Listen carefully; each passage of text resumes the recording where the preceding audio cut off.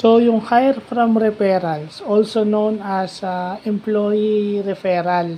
So, tinatanong mo na yung mga empleyado mo kung sino yung kakilala nila o kamag-anak nilang pwedeng mag-fill doon sa posisyon na bakante or yung pwedeng maging candidate. No? Candidate pa lang. So, ibig sabihin yung pwedeng interviewin, pwedeng salain. So, yung pala ibig sabihin nun, kaya pala importanteng matrix yun. Kasi internal, yun, internal method, meaning method of internal hiring. Kasi ang source mo is yung tao mismo na nasa loob na. Kasi, kadalasan kasi yung, alam nating source is magpo-post ka, then may mag-a-apply. Diba?